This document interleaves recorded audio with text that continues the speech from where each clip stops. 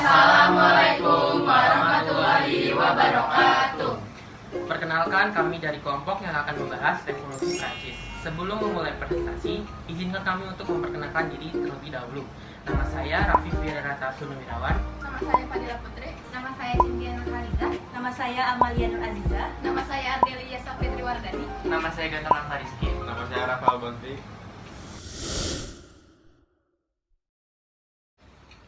Sebelum meletus revolusi, masyarakat Prancis terbagi ke dalam 3 golongan politik. Yang pertama adalah golongan bangsawan kaya yang berjumlah sekitar 400.000 orang. Yang kedua terdiri dari golongan gereja atau agamawan yang berjumlah sekitar 100.000 yang terdiri dari rahib dan biarawan Katolik, pendeta dan uskup. Dan ketiga yaitu meliputi sekitar 99% warga negara Prancis. Golongan ketiga ini pun dibagi ke dalam 3 bagian, yaitu yang pertama golongan menengah atau borjuis seperti ahli hukum, dokter, pedagang, pengusaha dan pemilik pabrik. Yang kedua kaum buruh dan pekerja. Dan yang ketiga golongan petani. Hak-hak politik dan hak-hak istimewa antar golongan tidak terbagi secara merata. Berbagai masalah pun muncul yang pada akhirnya timbullah gerakan revolusi Prancis. Latar belakang revolusi Prancis. Latar belakang terjadinya revolusi Prancis disebabkan oleh 3 faktor, yaitu faktor ketidakadilan politik, kekuasaan raja yang absolut, krisis ekonomi, dan munculnya paham baru. Dalam bidang politik, kaum bangsawan memegang peranan yang sangat penting dalam bidang politik, sehingga segala sesuatunya ditentukan oleh bangsawan sedangkan raja hanya mengesahkan saja. Ketidakadilan dalam bidang politik dapat dilihat dari pemilihan pegawai-pegawai pemerintah yang berdasarkan keturunan dan bukan berdasarkan profesi atau keahlian. Hal ini menyebabkan administrasi negara menjadi kacau dan berakibat munculnya tindakan korupsi. Ketidakadilan politik lainnya adalah tidak diperkenankannya masyarakat kecil untuk ikut berpartisipasi dalam kegiatan pemerintahan. Pemerintah Louis XIV bersifat monarki absolut, di mana raja dianggap selalu benar. Semboyan Louis XIV adalah negara adalah saya. Untuk mempertahankan keabsolutannya itu, ia mendirikan penjara Bastille. Penjara ini diperuntukkan bagi siapa saja yang berani menentang keinginan raja. Penahanan juga dilakukan terhadap orang-orang yang tidak disenangi raja. Mereka ditahan dengan surat penahanan tanpa sebab. Absolutisme Louis XIV tidak terkendali karena kekuasaan raja tidak dibatasi undang-undang. Sebab lain terjadinya revolusi Prancis adalah krisis keuangan. Kehidupan raja dan para bangsawan istana serta permaisuri Louis XIV, yakni Maria Antoinette, yang terkenal dengan sebutan Madame Deficit, yang hidup penuh dengan kemewahan dan kemegahan. Di samping itu, adanya warisan hutang dari Raja Louis XIV dan Louis XV menjadikan hutang negara makin menumpuk. Satu-satunya cara untuk mengatasi krisis keuangan ini adalah dengan cara memungut pajak dari kaum bangsawan. Tetapi golongan bangsawan menolak dan menyatakan bahwa yang berhak menentukan pajak adalah rakyat. Raja Prancis, Louis XIV, menyadari bahwa masalah keuangan negara dapat teratasi bila setiap orang atau golongan membayar pajak.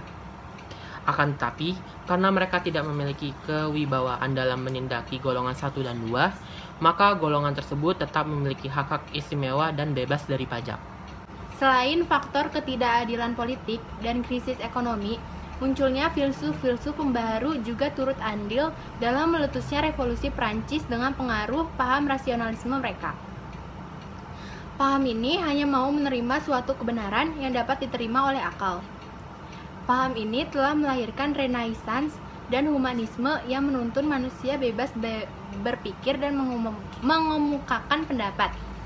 Oleh karena itu, muncullah ahli-ahli pikir yang karya-karyanya berpengaruh besar terhadap masyarakat Eropa pada saat itu, termasuk tokoh masyarakat Prancis, yaitu yang pertama ada John Locke dengan karyanya yang berjudul Two Treatises of Government yang mengumandangkan ajaran kedaulatan rakyat. Yang kedua ada Montesquieu dengan karyanya yaitu Jiwa Undang-Undang. Dalam buku itu terdapat teorinya tentang trias politika, yakni tentang pemisahan kekuasaan antara legislatif, eksekutif, dan yudikatif.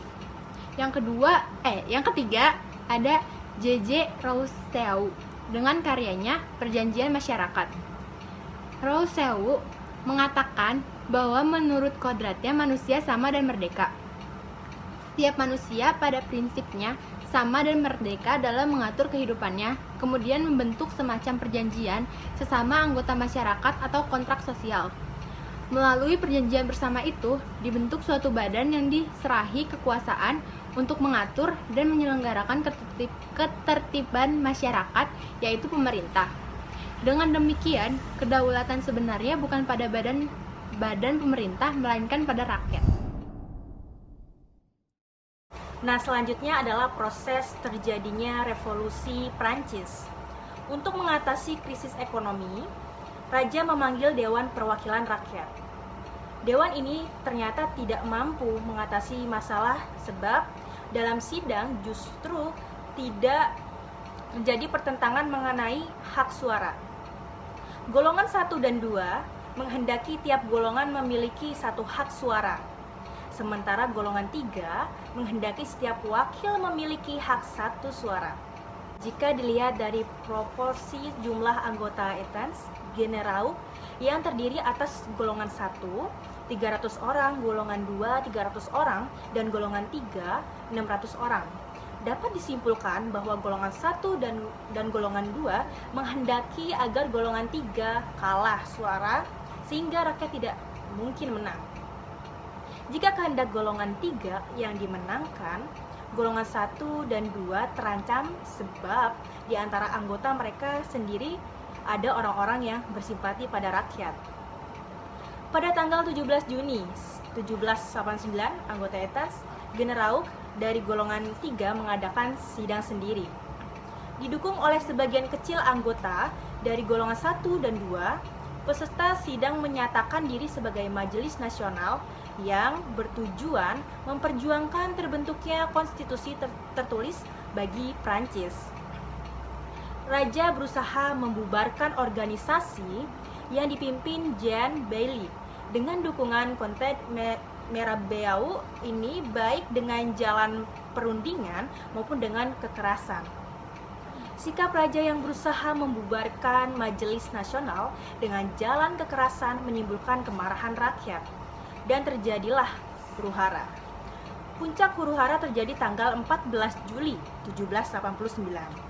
Ketika rakyat menyerbu dan meruntuhkan penjara Bastille, lambang kekuasaan mutlak raja, penyerangan ini didukung oleh tentara nasional yang dipimpin Lafayette. Ketika terjadi pemberontakan oleh rakyat, Louis XVI melarikan diri ke luar negeri. Kesempatan ini dipergunakan oleh rakyat untuk membentuk pemerintahan baru demokratis. Dewan Perancang Undang-Undang yang terdiri dari Partai Feuillant dan Partai Jacobin segera membentuk konstitusi Prancis pada tahun 1791. Partai Feuillant adalah partai yang pro-raja. Sedangkan Partai Jacobin adalah partai yang pro-republik. Partai Jacobin beranggotakan kaum Gironde dan Montague. Partai ini dipimpin oleh 3 sekawan, Robespierre, Marat, Danton. Keadaan negara yang semakin berbahaya membuat Dewan Legislatif membentuk pemerintahan Republik pada tanggal 22 September 1792. Raja Louis XVI dan istrinya dijatuhi hukuman pancung dengan guillotine pada tanggal 22 Januari 1793. Setelah Raja Louis XVI dan istrinya dijatuhi hukuman mati, Prancis pun mengalami berbagai jenis pemerintahan, di antaranya 1. Pemerintahan monarki konstitusional. 14 Juli 1789 merupakan langkah awal yang diambil oleh pemerintah revolusi, yaitu dengan dibentuk pasukan keamanan nasional yang dipimpin oleh Jenderal Lafayette. Selanjutnya dibentuk majelis konstituante untuk menghapus hak-hak istimewa raja, bangsawan, dan pimpinan gereja. Semboyan rakyat segera dikemenangkan oleh J.J. Rousseau, yaitu Liberty, Egalite, dan Freiheit. Dewan perancang undang-undang terdiri atas Partai Feulen dan Partai Jacobin. Partai Feulen bersifat pro terhadap raja yang absolut, sedangkan Partai Jacobin menghendaki Prancis berbentuk republik. Mereka beranggotakan kaum Grandi dan Montagne di bawah pimpinan Maximilien de Robespierre, Marat, dan Danton. Pada masa ini juga Raja Louis XV1 dijatuhi hukuman pancung pada tanggal 22 Januari 1793. Pada saat itu bentuk pemerintahan Prancis adalah republik. 2. Pemerintahan teror atau konvensi nasional. Pada masa ini, pemegang kekuasaan pemerintah bersikap keras, tegas, dan radikal demi penyelamatan negara. Pemerintahan teror dipimpin oleh Robespierre dari kelompok Montagne. Di bawah pemerintahannya, setiap orang yang kontra terhadap revolusi akan dianggap sebagai musuh Prancis. Akibatnya dalam waktu 1 tahun terdapat 2.500 orang Prancis dieksekusi, termasuk permaisuri Louis XV1, Marie Antoinette. Hal ini menimbulkan reaksi keras dari berbagai pihak. Akhirnya terjadi perebutan kekuasaan oleh kaum Girondin. Robespierre ditangkap dan dieksekusi dengan acara dipancung bersama dengan 20 orang pengikutnya. Pada Oktober 1795 terbentuklah pemerintahan baru yang lebih moderat yang disebut pemerintahan direktori. 3. Pemerintahan direktori atau direktor. Pada masa direktori, pemerintahan dipimpin oleh 5 orang warga negara, terbaik yang disebut direktur. Masing-masing direktur memiliki kewenangan dalam mengatur masalah ekonomi, politik sosial, pertahanan, keamanan, dan keagamaan. Direktur dipilih oleh parlemen. Pemerintahan direktori ini tidak bersifat demokratis sebab hak pilih hanya diberikan kepada pria dewasa yang membayar pajak. Dengan demikian, wanita dan penduduk miskin tidak memiliki hak suara dan tidak dapat berpartisipasi. Pada masa pemerintahan, tindak korupsi yang dilakukan oleh pejabat pemerintah yang berakibat terancamnya kesatuan nasional Perancis. Akan tetapi, dari segi militer Perancis mengalami kemajuan pesat. Hal ini berkat kehebatan Napoleon Bonaparte. Ketidakpercayaan rakyat terhadap pemerintah ini berhasil dimanfaatkan Napoleon untuk merebut pemerintahan pada tahun 1799. Selanjutnya ada pemerintahan konsulat pada tahun 1799 sampai tahun 1804. Pemerintahan konsulat dibagi menjadi 3 bagian, yaitu Napoleon sebagai konsulat pertama, Tambasser sebagai konsulat kedua, dan Lembrun sebagai konsulat ketiga. Akan tetapi, dalam perjalanan sejarah selanjutnya, Napoleon berhasil memerintah sendiri. Di bawah pimpinan konsulat Napoleon, Prancis berhasil mencapai puncak kejayaannya. Tidak hanya dalam bidang militer, akan tetapi juga dalam bidang sosial, politik, ekonomi, dan budaya. Pada tahun 1803, Napoleon terpilih sebagai Kaisar Prancis atas dasar voting dalam sidang legislatif. Penobatannya dilaksanakan pada tanggal 2 Desember tahun 1804 oleh Paus VI. Yang kelima, masa pemerintahan Kaisar pada tahun 1804 sampai tahun 1815. Napoleon sebagai Kaisar dimulai dengan pemerintahannya yang bersifat absolut. Hal ini jelas tidak disukai oleh rakyat Prancis. Napoleon memiliki keinginan untuk mengembalikan kekuasaan raja secara turun-menurun dan menguasai seluruh wilayah Eropa. Ia mengangkat saudara-saudaranya menjadi kepala negara terhadap wilayah yang berhasil ditaklukkannya. Oleh karena itu, pemerintah Napoleon disebut juga pemerintahan nepotisme. Pemerintahan kekaisaran berakhir setelah Napoleon ditangkap pada tahun 1814. Setelah kalah oleh negara-negara koalisi dan dibuang di Pulau Elba. Karena kecerdikannya, Napoleon berhasil melarikan diri dan segera memimpin kembali pasukan Prancis untuk melawan tentara koalisi selama 100 hari. Namun, karena kekuatan militer yang tak seimbang, akhirnya Napoleon mengalami kekalahan dalam pertempuran di Waterloo pada tahun 1915. Dia dibuang ke pulau terpencil di Pasifik bagian selatan. St. Helen sampai akhirnya meninggal pada tahun 1821. Selanjutnya, yang keenam, ada pemerintahan reaksioner.